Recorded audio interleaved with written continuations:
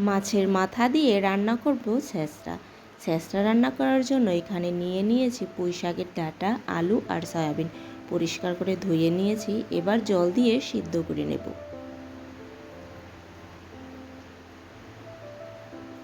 সিদ্ধ করা হয়ে গেছে, এবার নামিয়ে জল ঝরিয়ে নেব। কড়াইতে তেল দিয়ে দিয়েছি। এবার দিয়ে দেব মাছের মাথা। মাছের মাথাগুলো লাল লাল করে ভেজে নেব।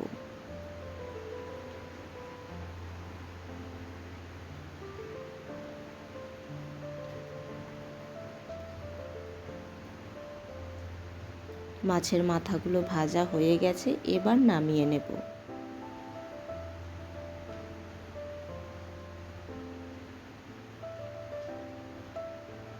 ওই তেলের মধ্যে ফোড়ন দিয়ে দেব। ফোড়নে দেব জিরে আর শুকনা মরিচ।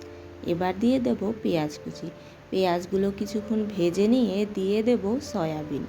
সয়াবিনগুলো ধুয়ে জল ঝরিয়ে নিয়েছি।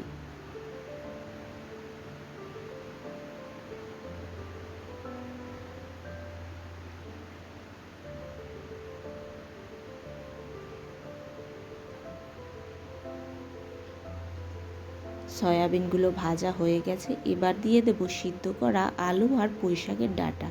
এবার সব কিছু ভালোভাবে মিশিয়ে নেব। এবার দিয়ে দেব গুঁড়ো মশলা, হলুদ গুঁড়ো, মরিচ গুঁড়ো, জিরার গুঁড়ো, ধনিয়ার গুঁড়ো আর পরিমাণ মতো লবণ। এবার একটু জল দিয়ে মশলাগুলো দিয়ে সব কিছু কষিয়ে নেব।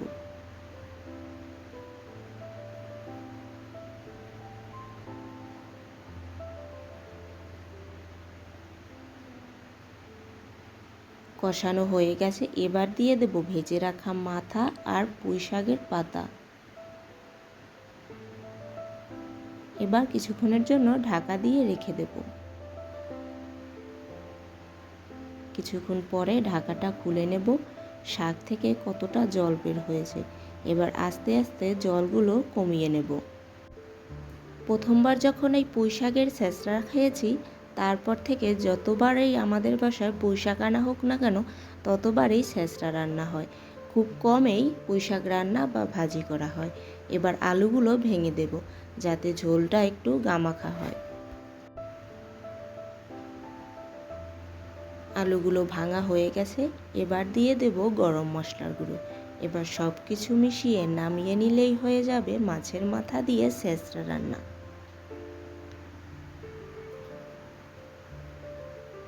এইভাবে একবার রান্না করে খেয়ে দেখবেন, রান্না বা ভাজির থেকে এই ছেঁচড়াটাই খেতে বেশি ভালো লাগে।